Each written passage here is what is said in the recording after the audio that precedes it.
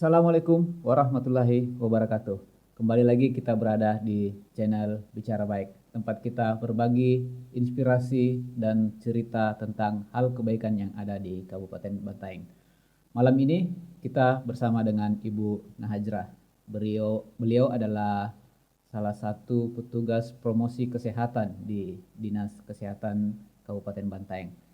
Beliau malam ini akan banyak bercerita tentang PHBS, perilaku hidup bersih dan sehat.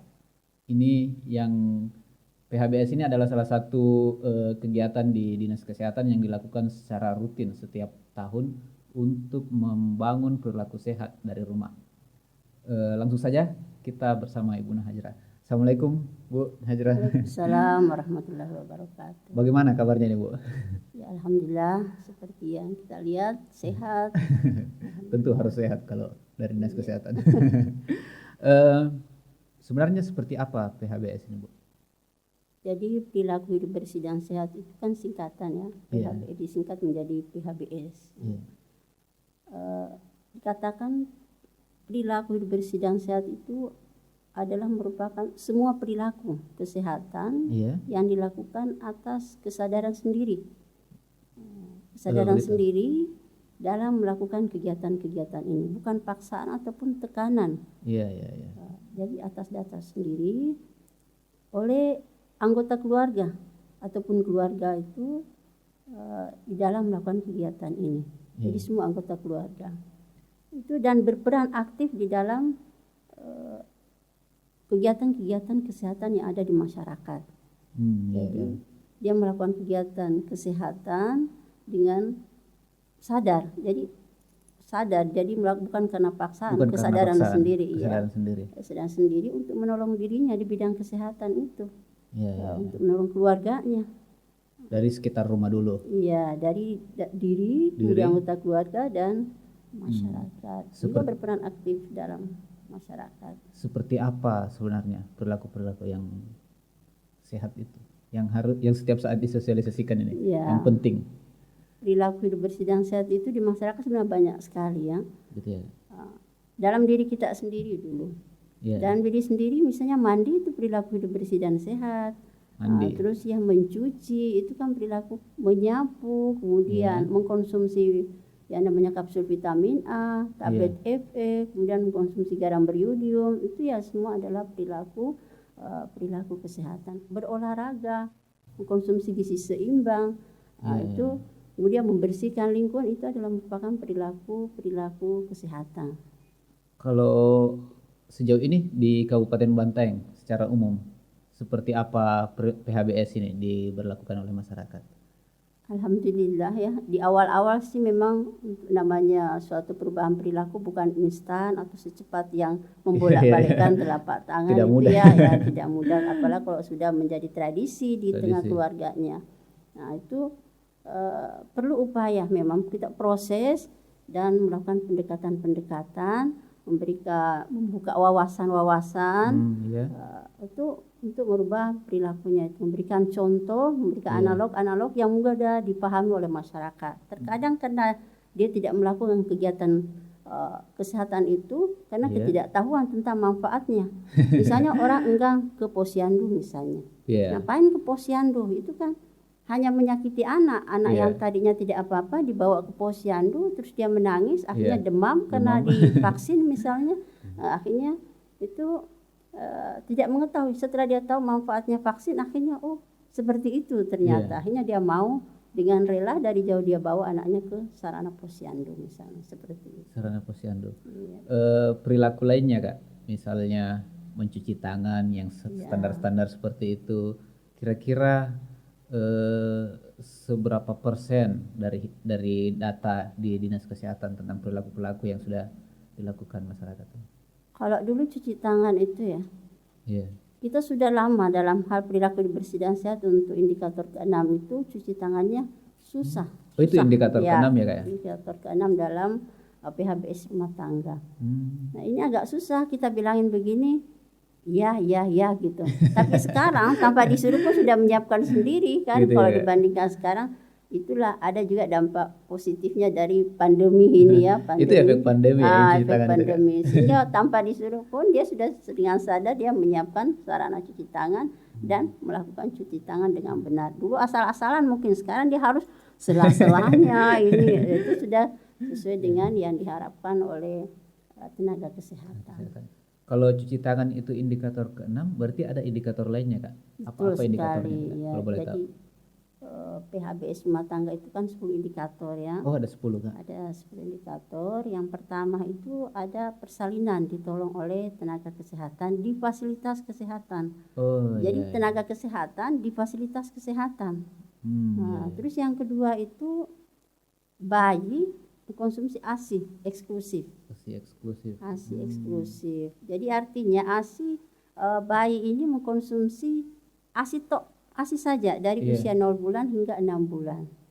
Jadi tidak ada istilahnya kasih madu, terus kasih susu apalagi ya. Itu. Jadi hanya ASI tok. Itulah namanya ASI eksklusif. Kemudian yang ketiga, menimbang bayi dan balita di setiap bulannya. Entah itu di posyandu ataupun puskesmas. Nah, itu untuk mengetahui perkembangan dan pertumbuhan dari si bayi dan balita ini setiap bulannya. Kemudian ada lagi yang indikator keempat, yaitu menggunakan air bersih, yaitu di rumah tangga dalam setiap kegiatan, misalnya mencuci piring, ya mandi, sikat gigi, itu semua menggunakan air yang bersih. Ini sebenarnya hal-hal sederhana yang biasa sekali. Terlupakan. Iya, betul sekali. Dia tidak melakukan karena faktor ketidaktahuan. Ya, salah satunya seperti itu. Biasanya kami tanya, kenapa tidak melakukan ini? Kami tidak tahu, Bu, bahwasanya efeknya seperti ini, dampaknya seperti ini. Nah, faktor ketidaktahuan. Kira-kira dampak serius dari kalau kita mengabaikan PHBS ini, mungkin bisa dijelaskan, Kak? Misalnya mencuci tangan, jelaskan dampaknya. Betul sekali. Jadi untuk dampak daripada mencuci tangan, salah satunya dalam perilaku mencuci tangan itu sangat besar sekali. Dicontohkan misalnya salah satu penyakit akibat perilaku yang tidak sehat, dalam artian tidak mencuci tangan. Makanan yang tadinya sudah diolah dengan dimasak atau digoreng, artinya kan kumannya mati. Tapi karena tangan tidak dicuci, yang penuh kuman yang tadi sudah nempel kuman macam-macam, terus tanpa cuci tangan dia memegang makanan yang tadinya makanan sehat menjadi tidak sehat. Yang tadinya makanan bisa menjadikan manfaat bagi dirinya, malah sebaliknya menjadikan dia sakit. Ya, karena itu tadi adanya perilaku yang tidak cuci tangan. Sehingga kuman yang ada di tangan melengket di makanan masuk ke dalam perut hingga menimbulkan yang namanya diare lah, tipes lah, itu kecacingan lah. Itu faktor dari tadi yang tidak mencuci tangan dengan menggunakan air bersih. Ini dan sabun. Penyakit-penyakit seperti ini disebut penyakit lingkungan atau penyakit berbasis lingkungan juga lingkungan. Seperti Jadi intinya dari diri sendiri dulu, baru keluarga dan orang lain di sekitar kita. Kalau sejauh ini bagaimana upaya dari teman-teman di Promkes, Dinas Kesehatan untuk melakukan sosialisasi PHBS ini? Jadi kita itu istilahnya di promosi kesehatan ya, khususnya di sejak tahun 2000 itu kami istilahkan itu edutabo. Edutabo itu edukasi tanpa bosan. Apapun itu dalam hal merubah perilaku, mindset daripada masyarakat yang kurang berperilaku sehat menjadi sehat. Misalnya yang tadinya tidak mencuci tangan menjadi mencuci tangan, kemudian tidak mengkonsumsi gizi seimbang misalnya, itu diarahkan untuk mengkonsumsi gizi seimbang. Terus yang tidak memanfaatkan misalnya pangan lokal, kita sampaikan untuk dia bisa manfaatkan, tidak usah beli di luar, cukup yang ada di sekitar itu sudah cukup dan mengandung banyak sekali manfaat. Edutabo ini Kak dilakukan bagaimana? Door to door juga atau? Kadang kami lakukan door to door, apalagi di masa pandemi di tahun 2020 kemarin itu di saat puasa, kami sisir itu khususnya yang antara Desa Bontojai, perbatasan Jenik Ponto, itu kami sisir sampai ke wilayah Kecamatan Pak Jukukang. Itu sepanjang pantai itu kami sisir dan kami dekati itu adalah kelompok-kelompok petani rumput laut yang lagi pembibitan itu pembibitan. Nah, itu kami jadi tanpa kami undang kan sudah berkumpul sendiri. Sehingga iya kami betul. dengan seperti itu ya kamilah yang mendatangi kelompok-kelompok itu. Sehingga pekerjaannya tetap jalan, waktunya maksudnya tidak tersita, penyuluhan kami, tujuan kami dalam perubahan perilaku itu kesampaian pada Tersampai mereka juga. tanpa dia harus meninggalkan pekerjaannya. Iya betul. Jadi konsep-konsep seperti ini juga diterapkan di daerah lain, daerah selain pesisir misalnya. Iya, kami juga ke daerah-daerah, maksudnya selain Iya. pesisir, masuk juga ke desa-desa, di lorong-lorong, yang orang istilahkan tuh kumuh ya, daerah-daerah Iya. kumuh atau rawan-rawan terjadi yang namanya penyakit seperti Lingkungan. misalnya ya berbasis lingkungan lah istilahnya, agak-agak kumuh seperti. Jadi kita datang untuk memberikan edukasi dalam hal perubahan perilaku ini.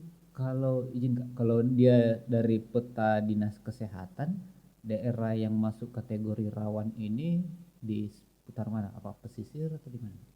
Ada sih pesisir sungai, iya, Pesisir sungai juga pesisir ya, Kak? pantai, iya, Kebanyakan ada. wilayah situ ya, Kak? Iya, wilayah di situ.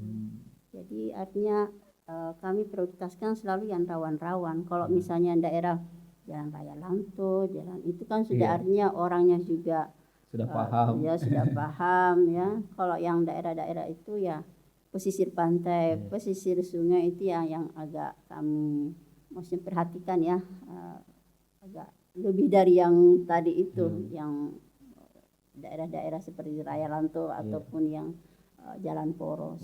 Bukan berarti menyampingkan, tapi maksudnya prioritasnya ke arah yang ini tadi, iya. Tadi selain faktor lupa Kak, kira-kira faktor-faktor apa yang membuat orang kerap mengabaikan PHBS ini? Nah, selain lupa kadang juga ketersediaan di lingkungannya itu sarana yang tidak ada. Misalnya seperti ini ya.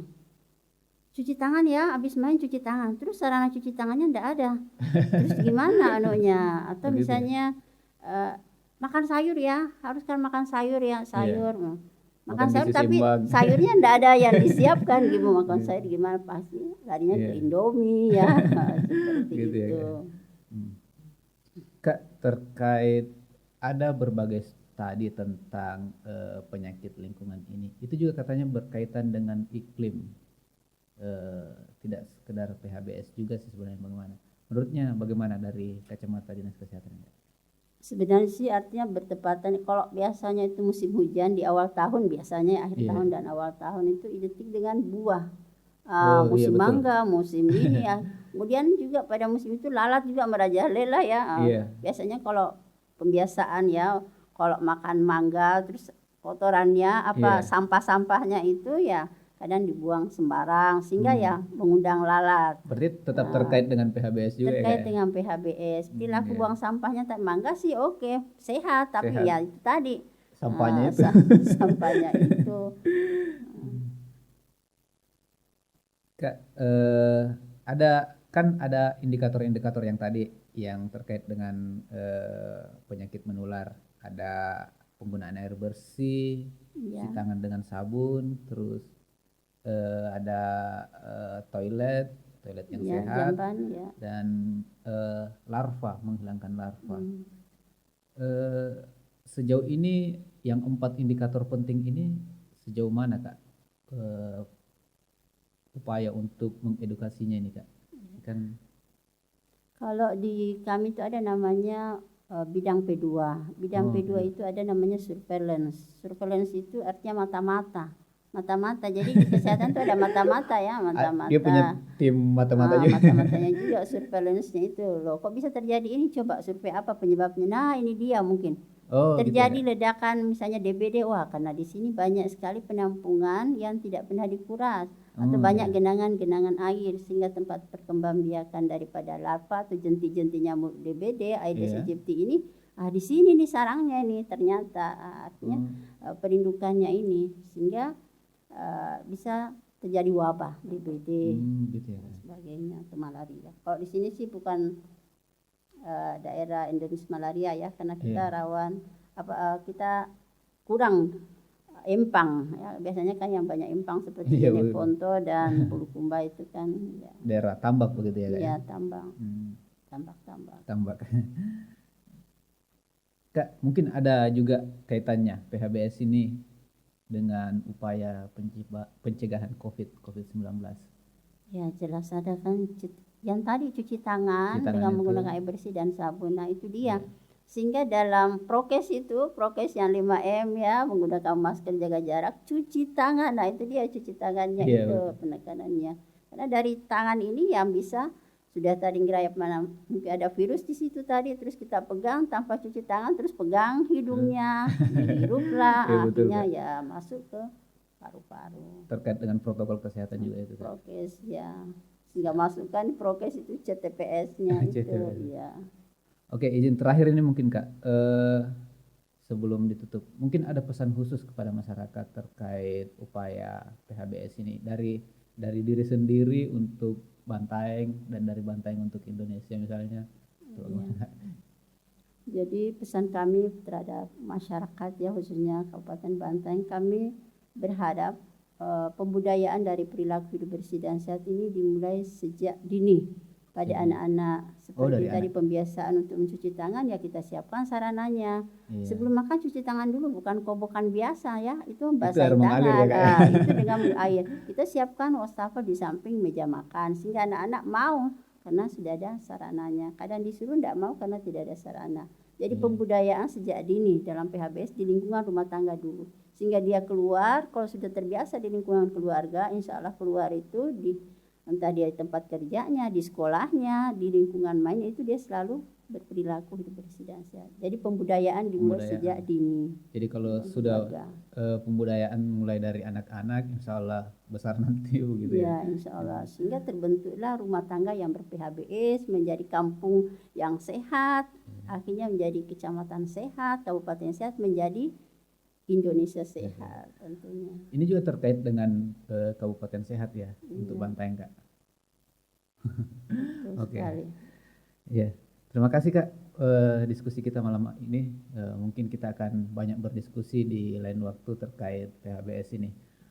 Oke, terima kasih. Itulah tadi diskusi dengan Ibu Nahajra. Kita akan kembali berada di channel Bicara Baik, tempat kita mendiskusikan dan berbagi inspirasi kebaikan yang ada di Bantaeng. Kita akan banyak mengundang beberapa narasumber di channel ini untuk saling berbagi inspirasi hal-hal baik di Bantaeng. Terima kasih Bu Nahajra atas kunjungannya. Sama-sama. Assalamualaikum warahmatullahi wabarakatuh. Waalaikumsalam warahmatullahi wabarakatuh.